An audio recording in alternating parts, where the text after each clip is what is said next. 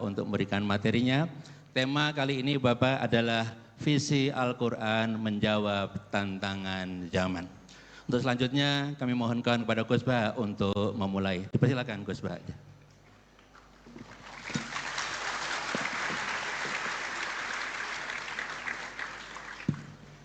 Assalamualaikum warahmatullahi wabarakatuh. Bismillahirrahmanirrahim. Tabarakalladzi nazzala al-furqana ala 'abdihi liyakuna lil 'alamin nadhira.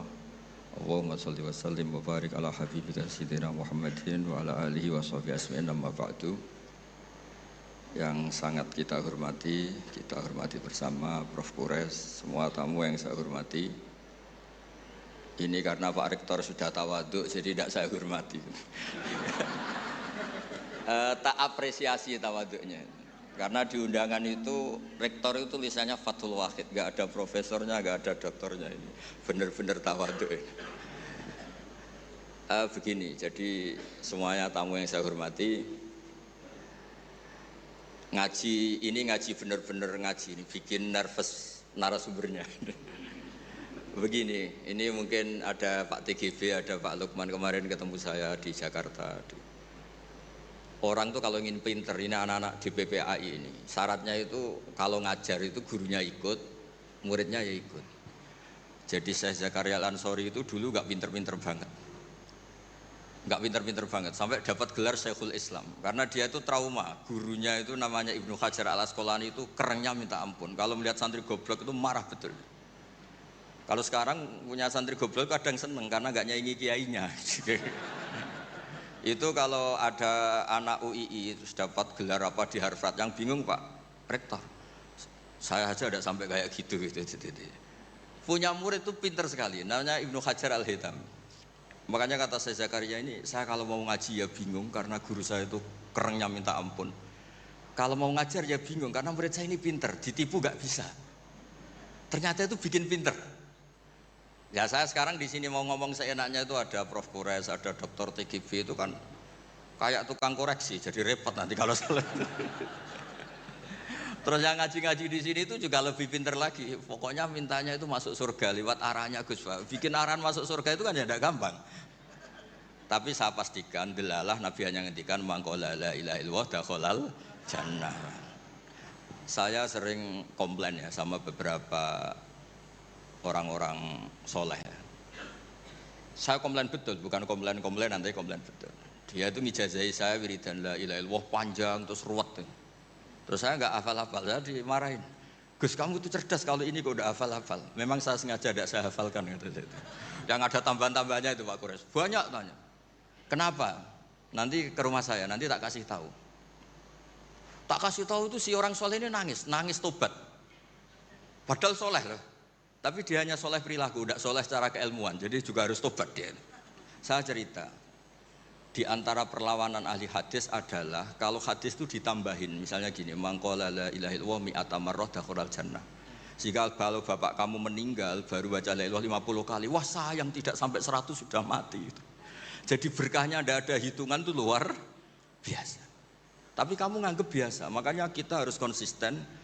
Hadisnya hanya mangqala la ilaha illallah dakhalal jannah. Jangan kamu tambahi mi'ata marrah, jangan kamu tambahi sekian-sekian, itu bahaya itu. Sehingga ketika ada hadis mangkana akhiru kalamihi la ilaha illallah ditambahi akhir, orang yang akhir kalamnya la ilaha illallah dakhalal jannah, yang di akhir kata-katanya itu la ilaha illallah, perkataannya itu. Itu ada orang mau mati, sudah mafatkan la ilaha illallah. Tapi terakhir terus bilang, jangan lupa ya BPKB-nya ditebus. Itu anaknya susahnya itu minta ampun. Karena anaknya terus berpikir, Gus berarti akhiru kalami abi itu tidak la ilaha illallah tapi BPKB. Ini gimana ini?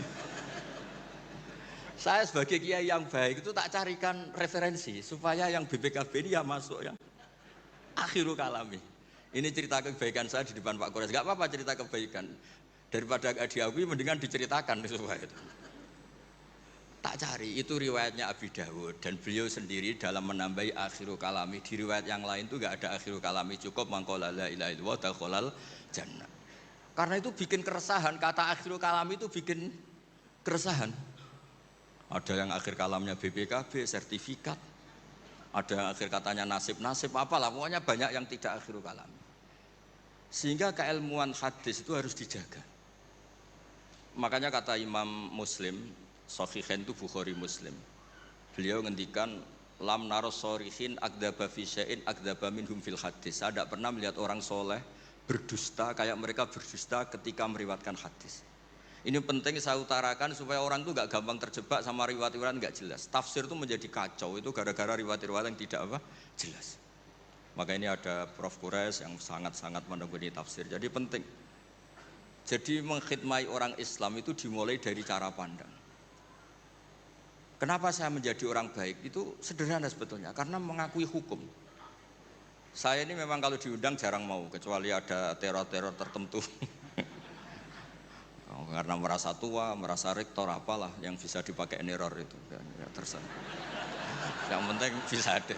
Termasuk TGB, kemarin itu datang ke rumah saya, tapi saya sudah bilang pasti tidak ikhlas. Ternyata betul, undang saya. Terserahlah teror atau apa.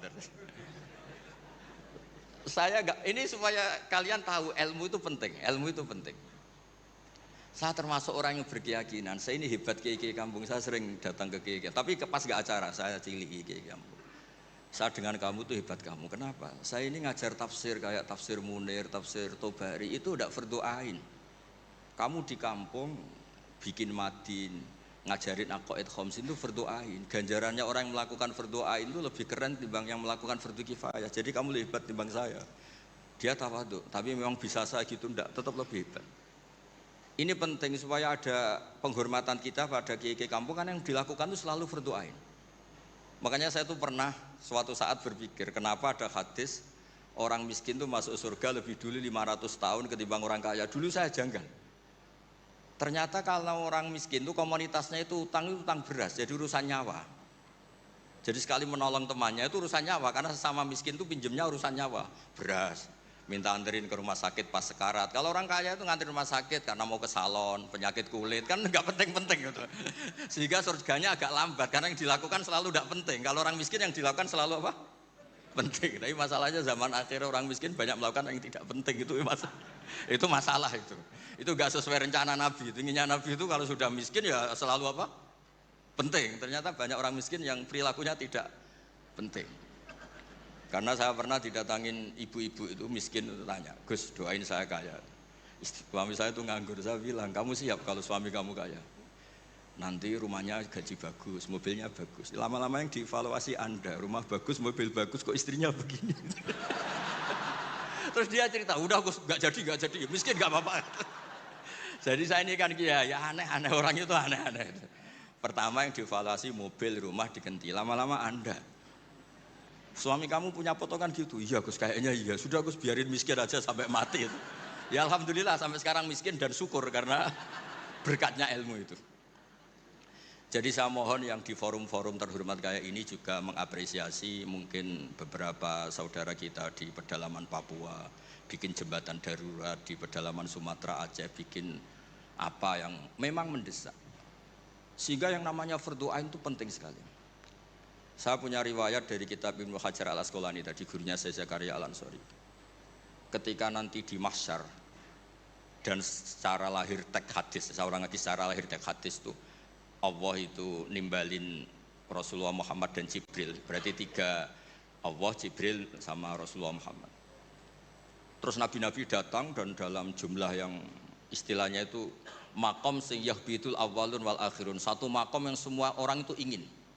Semua orang kena hisab, kena evaluasi, nabi-nabi ini dekat sama Allah.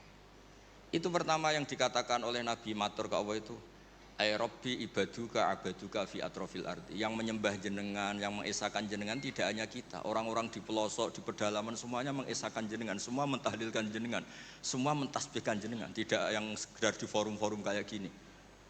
Terus Allah bilang iya. Nah sekarang itu krisis keilmuan karena agama ini diambil oleh, ya bisa dikatakan hal-hal yang besar. Kayak acara-acara yang besar apa. Meskipun ini pas acara besar, justru itu saya fair ngomong ini supaya sama-sama ingat. Jadi yang dikatakan agama itu nuroy yamsi bihi finnas, menjadi nur yang menyinari hati manusia. Bukan tentang ormas besar, masjid besar, kampus besar, itu bagian dari itu. Tapi ini bukan segala-galanya. Sehingga semua orang itu perasaannya. perasaan hubungannya dengan Allah itu privat. Tidak diambil alih oleh ormas besar atau lembaga besar atau komunitas besar. Ini penting supaya orang itu merasa bagian dari hamba Allah. Makanya ada munajat, ada beberapa ibadah yang tidak disunatkan jamaah. Ini kan unik, Islam itu mengharuskan jamaah.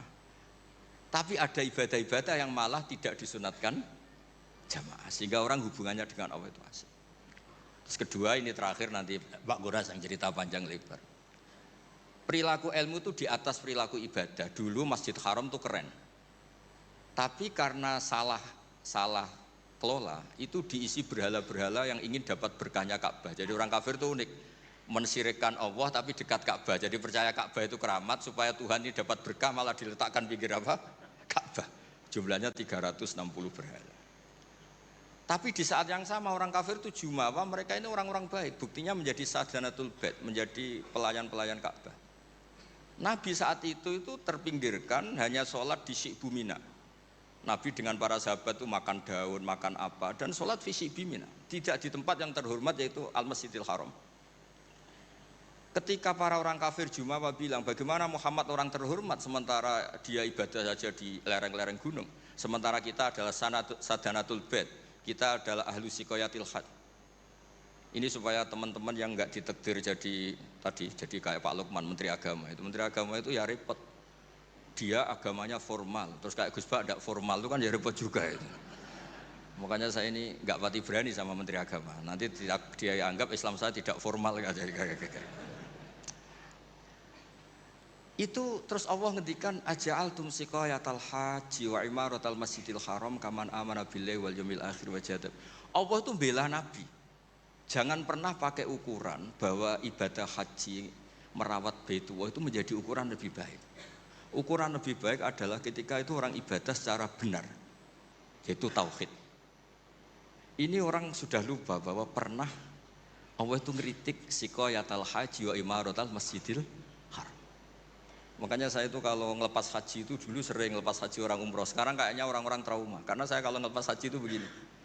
Kalau menurut hadis yang sering dipasang di BRI, di BNI itu al-hajjul mabrur laisa lahu jazaa'un illal jannah. Itu populer sekali hadis itu. Terus ini ngelepas orang haji, saya ngomong gini ngelepas orang haji. Tapi jenengan yang fakir sabar juga surga. Ibu-ibu nyabarin suami yang enggak jelas juga surga. Suami-suami yang nyabarin cerewetnya istri juga surga. Orang ingin haji enggak kesampaian tapi enggak ngomel-ngomel sama Allah juga surga. Kayaknya yang punya rumah itu kayak kecewa gitu. Terus saya bilang nggak tahu terus saya bilang jenengan angsal kecewa kalian kulo. Yang saya takutkan tuh kalau Allah yang kecewa kata saya itu, karena saya diundang orang haji terus dalil-dalil haji yang lain ngenes karena nggak bisa haji kata saya itu. Ternyata betul. Hampir semua yang hadir itu ngapresiasi saya. Gus matur nuwun Gus. Biasanya kiai-kiai itu kalau diundang untuk haji, dalilnya haji terus bikin kita nelongso, bikin kita tersiksa karena kayak yang masuk surga itu yang haji saja, kita ada masuk surga. Semenjak itu sudah terkenal. Jangan undang Gus Bak kalau ngelepas haji kan. Saya itu punya kitab makalahnya Abdul Hasan Asyadili yang menjadi Thariqah Asyadili yang terkenal itu. La tansur ilmaka liyusaddiqakan nas walakinin sur ilmaka liyusaddiqaka Allah. Kamu jangan pernah menyebarkan ilmu supaya diapresiasi manusia, tapi sebarkan ilmu supaya diapresiasi Allah Subhanahu wa taala. Makanya saya tetap, meskipun kata orang banyak saya ini kiai terkenal, saya itu merasa ibadah saya itu ikrar, mengakui fungsi-fungsi kiai yang di kampung-kampung. Mereka itu, saya pernah punya teman itu nyuwun sewu, gobloknya itu enggak ketulungan. Dia itu kerja di tengah hutan. Saya tidak tahu ilegal logging apa enggak, tapi kerjaan di tengah hutan. Dulu enggak ada HP, saya disuratin. Gus gimana Jumatan di tengah hutan? Saya bilang, kamu kan pernah ngaji, kalau enggak kampung enggak apa, enggak usah Jumatan, duhur saja. Masalahnya komunitas saya bilang, wong Jumat kok duhur, jadi mintanya Jumatan. Aduh. Pakai surat karena dulu enggak ada telepon, enggak ada. Saya bilang ya enggak apa-apa Jumatan. Dia masih punya sisa-sisa ilmu. Katanya kalau enggak 40, enggak kampung, enggak wajib Jumatan. Kamu tadi minta Jumatan, sekarang enggak mau Jumatan, ini gimana? Wes Gus ini kan terkenal bodoh, jadi itu kewajiban orang alim mikir itu, enggak kewajiban orang bodoh mikir itu. Karena dia korban teori bodoh itu penting, kata dia. Nanti kalau ditanya mungkar nakir itu salah, orang bodoh kok ditanya, kata. Jadi memang memang agak direncanakan itu. Jadi ya bodoh pinter akhirnya dia. Setiap tanya saya, masa kamu tidak bisa sendiri? Gunanya orang bodoh ya gini Gus, tinggal tanya, katanya. Makanya yang hadir di sini juga penting itu. Tinggal minta resep Gus Bak, cara masuk surga, masuk sudah. Gus Bak masuk tidak penting, penting resepnya. Nah, akhirnya saya kan nyari-nyari gimana supaya ada Jumatan seperti itu. Lah ini yang terus saya bilang, kamu sama saya itu keren saya. Keren kamu, katanya. Kenapa Gus? Kamu nanti dikholi karena pendiri masjid. Makanya saya pernah cerita ini sampai kiai itu nangis. Orang tuh kalau kiai kampung itu pendiri masjid, kadang dikholi. Kalau sudah kiai top-top itu bisa aja disangoni pakai uang kotak masjid, kata saya itu. Ini bukan nyindir, bukan, supaya orang tuh ngerti lah. Jadi memang dulu Nabi itu penghormatannya sama orang yang melakukan fardu ain itu luar biasa. Uwais Al-Qarni itu tetangganya sudah dosowan Nabi. Uwais Al-Qarni itu belum. Karena ibunya itu egoisnya minta ampun, gak mau ditinggal. Kemana-mana minta digendong. Tapi Nabi malah ngendikan khairul qurun Uwais Al-Qarni. Orang terbaik tabi'in itu Uwais Al-Qarni. Umar kalau kamu ketemu minta. Karena dia fanatik mengelola fardu apa? Ain. Makanya saya mohon sama alumni UII kalau sudah di rumah di mana-mana itu nggak usah merasa kalah keren sama Pak Fathul Wahid karena jadi rektor. Pak Fathul Wahid di sini itu ya rektor, terus ya banyak yang layani meskipun dia sopan katanya pelayan, tapi yang layani bawahnya nggak pernah nyupir sendiri, tetap nggak pernah nyupir sendiri, ya nggak pernah buka pintu sendiri, tetap dilayani. Tapi kalau kamu di kampung jadi kiai musola terus miskin itu, yakinlah pendiri, statusnya apa? Pendiri, bukan penerus tapi apa? Pendiri. Pak Fathul Wahid hanya apa? Penerus. Lah itu lah kacaunya kiai kampung setelah tak kasih tahu gitu, memang bener-bener sama saya terus nggak sopan. Waduh. Ya tapi saya ikhlas lah atas nama ilmu. Bener-bener nggak sopan. Waduh ini ya. Sopannya itu pendak kalau dia iskal hukum karena sinaune serius saya tanya, Gus ini hukumnya gimana? Akhirnya sopan lagi. Dia nggak bisa, ilmunya nggak cukup untuk menjawab. Ya tapi apapun itu yang namanya ngaji itu pengakuan ikrar ya. Jadi penting. Makanya kan diantara hebatnya Rasulullah SAW itu kata Imam Ghazali, nggak ada pemimpin justru kena khitab wakhfid janahaka liman ittaba'aka minal mu'minin. Muhammad, kamu harus merendahkan diri kamu liman ittaba'aka, sama orang yang ikut kamu, sama santri kamu, sama orang yang percaya sama kamu. Kayak apa Allah mendidik kekasihnya. Jadi yang disuruh sopan malah nabinya. Jadi kalau andekan di era modern Pak Fathul Wahid yang sopan sama mahasiswa itu yang penopang kampus. Kayak apa? Makanya kata Imam Ghazali, andekan mental ta'azzus atau takabur, andekan keangkuhan itu hal yang baik. Lama amarallahu ta'ala habibahu biqauli ta'ala wakhfid janahaka liman ittaba'aka minal mu'minin.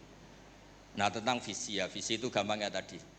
Agama ini kan menentukan halal haram. Zaman apapun, teknologi apapun, mesti pertanyaannya ini kalau baik ya halal, kalau buruk ya haram. Misalnya ada teknologi yang orang bisa ke Mekah 2 detik atau 2 menit. Orang tetap pertanyaannya, saat itu ibu kamu sekarat apa enggak? Anak kamu sakit apa enggak? Punya kewajiban fardu ain apa enggak? Kalau punya fardu ain kamu tinggal pasti orang nganggap masalah. Ya kan? Apapun kayak kamu, teknologi mutakhir kayak apa? Ya seperti misalnya peristiwa kamu pejabat pas daerah kamu ada musibah banjir, kamu tinggal iktikaf di Ka'bah, tetap orang nggak anggap iktikaf itu ngawur itu mesti orang itu. Karena meninggalkan fardu apa? Ain. Saya di sini kata orang banyak kan keren, misalnya sama ahli tafsir Quraisy. Tapi misalnya saat ini istri saya sakit atau anak saya sakit, pasti dianggap ngawur itu karena meninggalkan fardu ain. Jadi fardu ain itu menurut saya segala-galanya. Makanya saya sering ngaji di majelis saya itu saya sering cerita kata Allah dalam hadis qudsi ma taqarraba ilayya abdi bisyai'in ahabba ilayya mimma aftaradtuhu alaih. Tidak ada ibadah yang paling saya sukai sebagaimana ibadah orang melakukan fardu. Jadi fardu ain ini adalah konstitusi. Berarti orang-orang yang sekarang nyari makan untuk keluarga dan statusnya fardhu ain itu lebih keren ketimbang misalnya orang nyari kekayaan untuk rofahiyah, untuk takmilah, untuk penyempurnaan, untuk sekunder. Nah di sini pentingnya peletaan hadis orang miskin itu masuk surga lebih dulu 500 tahun ketimbang orang kaya. Tapi saya bilang ke santri-santri saya, tapi jangan kamu berpikir kalau Bilal itu surganya lebih dulu ketimbang Abu Bakar. Karena Abu Bakar ini jauh punya kebaikan di luar kebaikan sabar sama miskin, yaitu fungsinya menjadi pondasi Islam, yaitu Abu Bakar. Kalau ingin menjadi orang miskin yang cepat masuk surga tadi, semua perilaku Anda adalah fardhu ain. Semua perilaku Anda adalah fardhu. Itu kan ya berat. Ya jadi saya mohon masalah teknologi, masalah apa, yakinlah sama Islam, pasti hukum tertingginya itu kalau maslahat ya baik, kalau madarat ya haram. Sehingga kamu nggak usah. Misalnya ada orang pakar bom, bisa punya bom yang satu kali ledakan bisa menghancurkan dunia. Ya hukumnya itu ifsad, kalau ifsad itu haram. Kalau haram ya ada prestasi, kan gampang, kan nggak perlu ribet-ribet. Ya saya kira demikian sebagai mukaddimah saya, nanti Prof. Kores yang meneruskan. Assalamualaikum warahmatullahi wabarakatuh. Waalaikumsalam warahmatullahi wabarakatuh. Terima kasih Gus Ba. Lanjut.